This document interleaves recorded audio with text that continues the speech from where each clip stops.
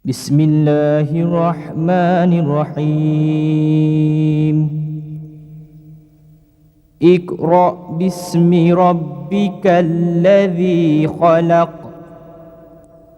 Khalaqal insana min 'alaq. Iqra' wa rabbukal akramul ladzi 'allama bil qalam. 'Allamal insana ma lam ya'lam.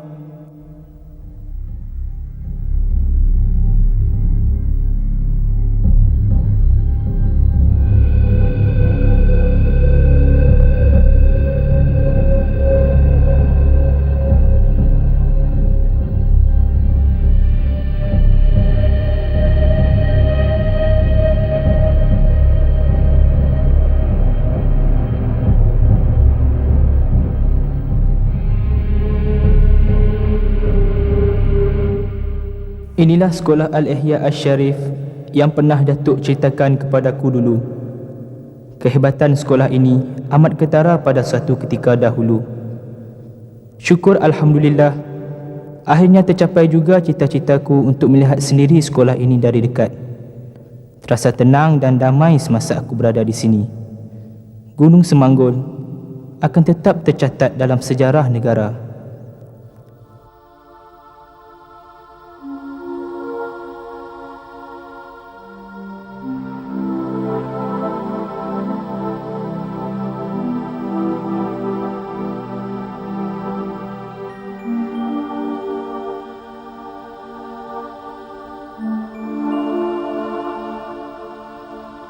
Masyarakat Melayu sejak dulu lagi terkenal dengan budi bahasa. Adab sopan diberi keutamaan dalam pendidikan.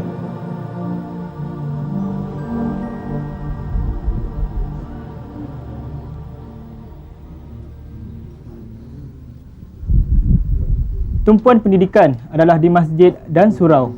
Mata pelajaran yang diajar adalah ilmu fardu ain, rukun iman, rukun Islam, membaca Al-Quran dan tulisan Jawi. Kepentingan ilmu tidak terhenti di sini sahaja. Pendidikan secara formal mulai wujud dan berkembang. Maka wujudlah sekolah-sekolah pondok, terutamanya di negeri Kelantan, Kedah dan Perak. Salah sebuah sekolah pondok yang terkenal di negara kita ialah Ma'had Al-Ihya Asy-Syarif yang terletak di Gunung Semanggul, Perak. Al-muassis hadhihi al-madrasah Al-Ustadz Abu Bakar Al-Bakir. Hadha al-bina' allati ghairuha min al-bina' al-qadim allati tuqa'u fi janibil hadha al-bina'. Sebenarnya sebelum kedatangan penjajah barat, orang-orang Melayu sudah pun pandai membaca dan menulis. Sistem pendidikan kita telah bermula sejak zaman kerajaan Melayu Melaka lagi. Pada masa tersebut, sistem pendidikan diajar secara tidak formal. Boleh Ustaz ceritakan tentang sejarah penubuhan Ma'had Al-Ihya Asy-Syarif ini? InsyaAllah, Ihya ataupun Ma'had Al-Ihya Asy-Syarif telah ditubuhkan pada tahun 1934. Sejarah Ma'had Al-Ihya Asy-Syarif ianya telah ditubuh pada tahun 1934 oleh almarhum Ustaz Abu Bakar Al-Bakir, iaitu tokoh ulama yang terkenal pada zaman itu. Memang banyak Ma'had Al-Syarif melahirkan tokoh-tokoh yang terkenal seperti Al-Ustaz Muhammad Awang sekarang ini sebagai Yang di-Pertua Persatuan Ulama Malaysia. Begitu juga Dr. Sobri Salamon, pensyarah di Universiti Islam Antarabangsa, dan juga melahirkan tokoh-tokoh politik yang mana dikenali di masyarakat Gunung Semanggul ini ialah Datuk Kamaruddin. Begitu juga di bidang perubatan homeopati, antara yang dikenali juga di sini seperti Dr. Ahmad Abdul Rahman, sekarang mudi di Madrasah Al-Ihya Asy-Syarif. Kewujudan sekolah-sekolah Melayu tidak disenangi oleh golongan ulama pada masa itu. Malah ia kurang mendapat sambutan daripada orang-orang tempatan. Ini kerana agama Islam tidak diajar di sekolah-sekolah berkenaan. Untuk menarik minat orang tempatan, A.M. Skinner telah mengadakan kelas Al-Quran dan tulisan Jawi pada sebelah petang. Apa yang kulihat di sini, ternyata generasi dulu amat mementingkan ilmu pengetahuan. Masih terngiang-ngiang lagi pesan Datuk. Tuntutlah ilmu walaupun sampai ke negeri Cina. Itulah katanya, kilauan ilmu akan menerangi kegelapan. Aku terus merantau lagi, kini ke Pulau Mutiara pula. Wawasan Malaysia tajuk cerita untuk renungan rakyat jelata. Berilmu berbudi kata dan kota, Boria pesuka menyalurkan kata. Wawasan Malaysia tajuk cerita untuk renungan rakyat jelata. Berilmu berbudi kata dan kota, Boria pesuka menyalurkan kata. Izinkan. Nyatalah, daripada peranan dan jasa yang telah dicurahkan oleh generasi terdahulu dan ulama silam, maka masyarakat Melayu telah dapat menjalankan kehidupan yang lebih beradab, berlandaskan hukum Islam dan adat tradisi. Tidak heranlah, dalam era pembangunan yang moden ini, sekolah pondok terus bernafas dan mampu bersaing dengan institusi pendidikan yang lain.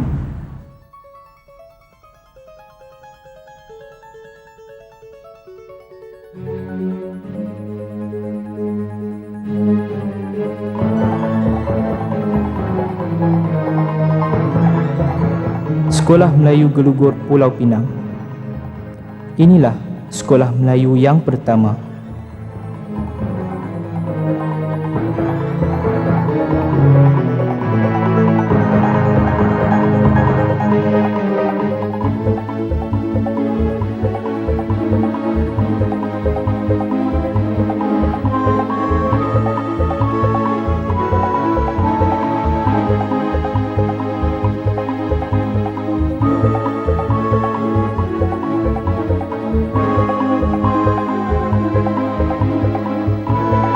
Sekolah ini pada mulanya diuruskan oleh penduduk kampung Gelugur sebagai kelas mengaji Al-Quran, belajar pelajaran agama Islam dan juga mengajar tulisan Jawi.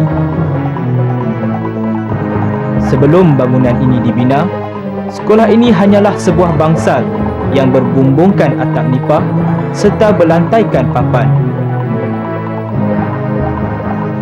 Hasrat mengejar ilmu pengetahuan penduduk di sini terus membara.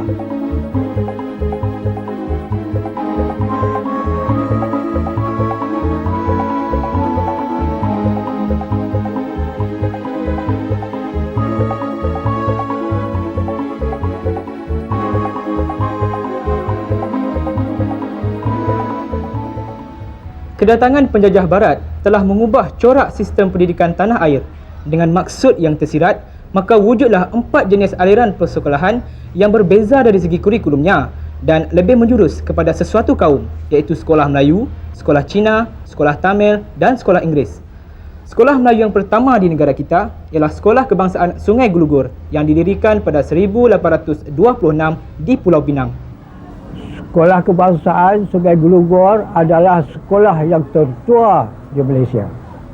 Sekolah ini dibuka pada tahun 1826 di sebuah perkampungan nelayan di Sungai Gelugur.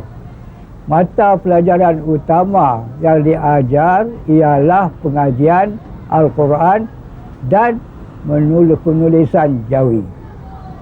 Serta di dalam itu juga kami mengajarkan mengenalkan huruf Romanais, itu huruf ABC saya ini.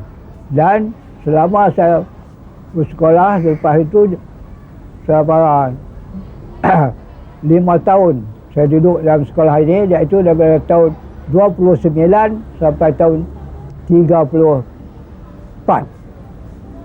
Dan saya berhenti dari sekolah ini, saya pergi ke sekolah Presiden lain. Sekolah Kebangsaan Sungai Gelugur ini yang pada mulanya dikenali sebagai Sekolah Melayu Sungai Gelugur adalah sebagai satu cawangan daripada sekolah Penang Free pada masa itu, iaitu pada tahun 1826, iaitu 10 tahun selepas Penang Free School ditubuhkan pada tahun 1816. Semasa sekolah ini mula ditubuhkan, salah seorang daripada guru bahasa Melayu di sekolah Penang Free itu ditugaskan ke sekolah Melayu Sungai Glogor ini sebagai guru besar yang mula sekali di sekolah ini. Kemudian berikutnya beberapa orang lagi guru besar yang semuanya dikenali sebagai munshi, iaitu guru bahasa Melayu. Jadi guru besar yang mula sekali ialah Munshi Syekh Muhammad Tambi yang bertugas pada tahun 26 hingga tahun 1838. Saya bersekolah di Sekolah Melayu Sungai Glogor pada tahun 1947 dan tamat pada tahun 1950, iaitu darjah yang tertinggi sekali saya tamat ialah darjah 4, dan seterusnya saya melanjutkan pelajaran ke sekolah Inggris, iaitu sekolah Francis Light. Saya mula ditugaskan mengajar sebagai guru biasa di sekolah ini pada tahun 1965 hingga tahun 1972.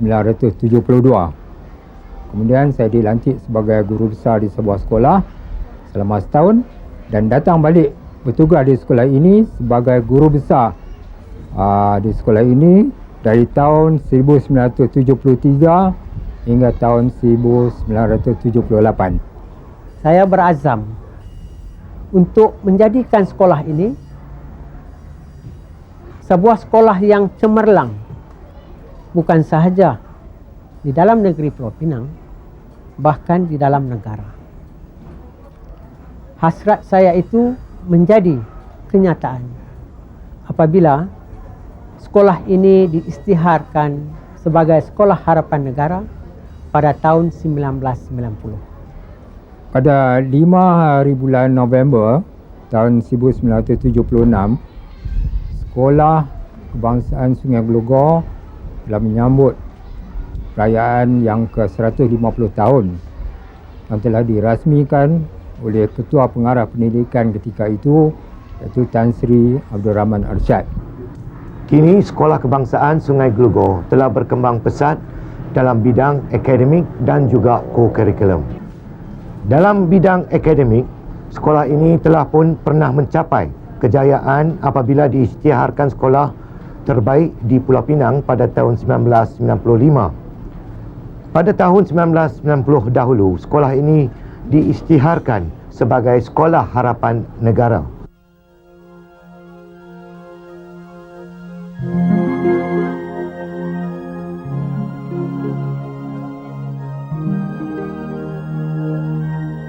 Adalah menjadi perkara biasa dalam masyarakat Melayu lama. Orang dewasa yang berpengalaman akan mengajar generasi muda yang kurang berpengalaman seperti cara bertani, menganyam, mengukir, menangkap ikan dan sebagainya. Melentur buluh biarlah daripada rebungnya.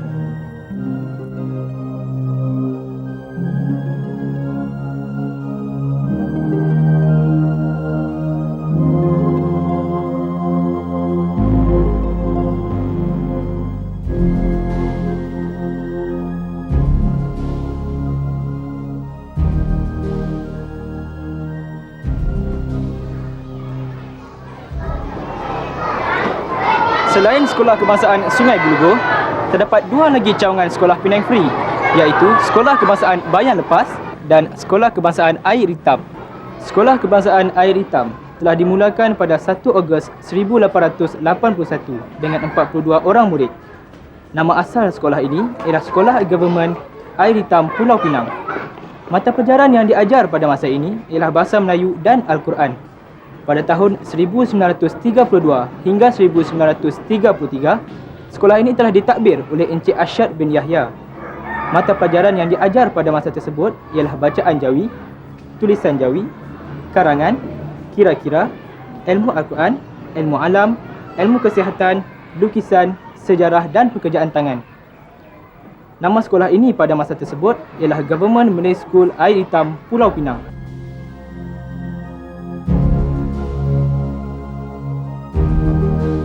Assalamualaikum Pakcik. Waalaikumsalam. Saya ingin bertanya, Ya. Bilakah Pakcik mula bersekolah di sekolah Air Hitam ni? Saya bersekolah di Hitam ni tahun 1945. 1945. Ya, boleh Pakcik ceritakan sedikit sebanyak pengalaman Pakcik semasa bersekolah di sini? Saya bersekolah sini mula-mula tu kami tak pakai buku lah. Kami pakai papan batu tu yang tulis dengan tu lah. Dulu buku semua tak ada. Lepas darjah 1, darjah 2, darjah 3 baru ada buku. Terima kasih Pakcik. Terima kasih sama-sama. Budaya ilmu amat berkesan, kasih dan sayang dengan penuh ihsan. Wawasan Malaysia, tajuk cerita, untuk renungan rakyat jelata. Berilmu berbudi, kata dan kota, orang bersuka menyalurkan kata.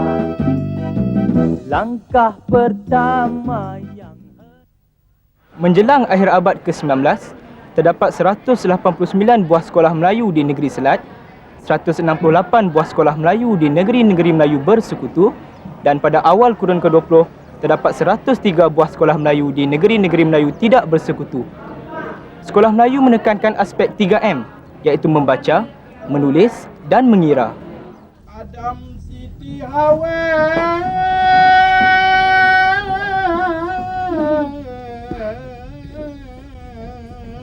Datuk nenek moyang kita,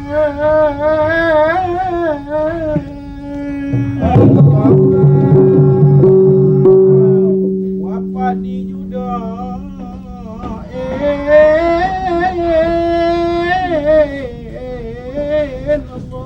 Allah di luar kota.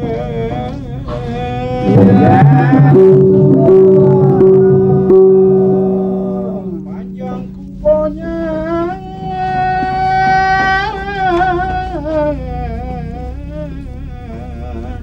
empat puluh hasta.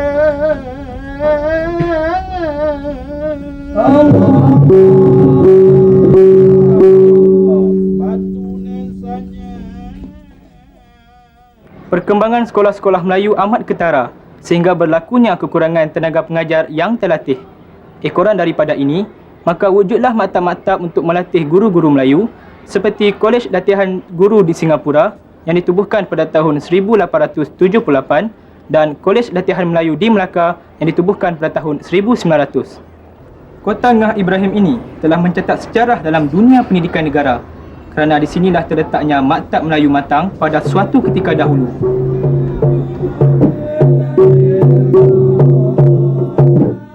Pada tahun 1916, Richard Wisted telah dilantik menjadi penolong pengarah pelajaran aliran Melayu. Beliau mencadangkan supaya sekolah Melayu memberi tumpuan kepada pelajaran perkebunan dan pertukangan tangan.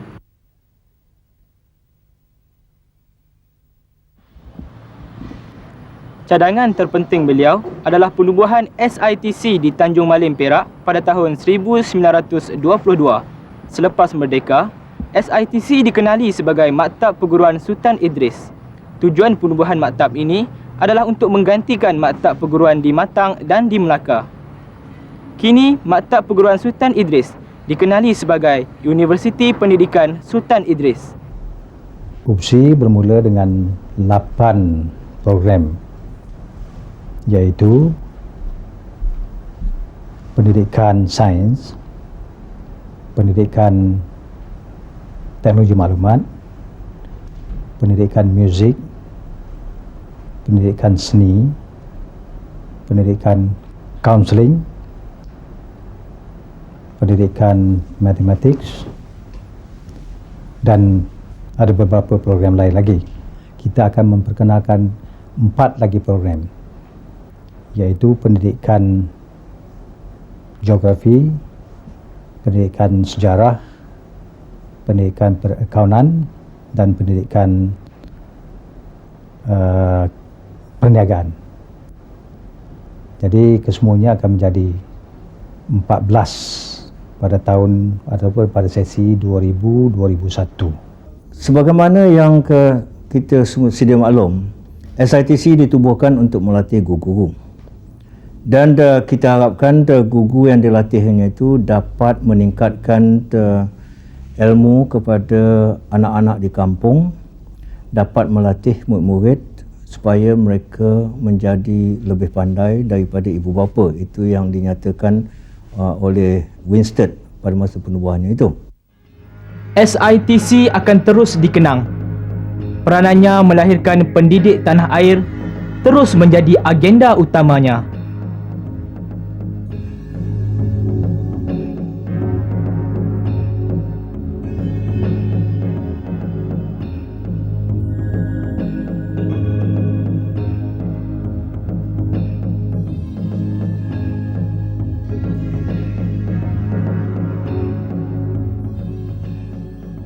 Menuntut ilmu tiada batas dan sempadannya. Guru, tanpamu siapalah aku?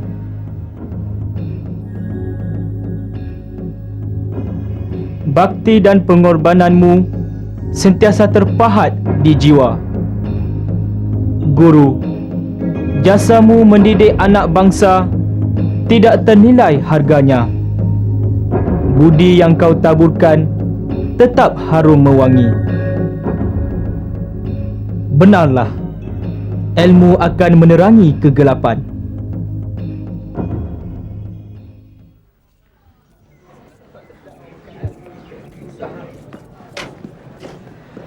Pihak British sebenarnya tidak berusaha secara bersungguh-sungguh untuk melahirkan golongan Melayu intelek. Mereka hanya ingin melahirkan golongan Melayu yang hanya layak untuk menjadi askar, polis dan budak pejabat untuk kesenangan mereka. Hanya segelintir saja yang layak untuk menjawat jawatan sebagai pegawai tadbir. Tidak syak lagi, tujuan mereka mendirikan sekolah hanya untuk kepentingan penjajahan.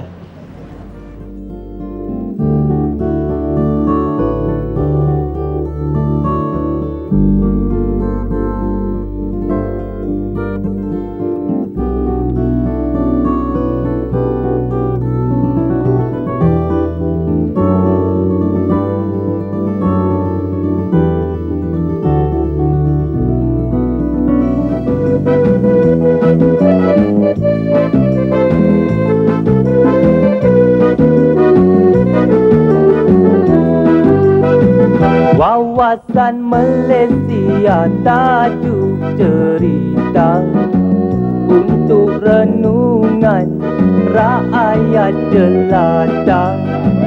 Berilmu berputih kata dan kota, Boria pesuka menyalurkan kata.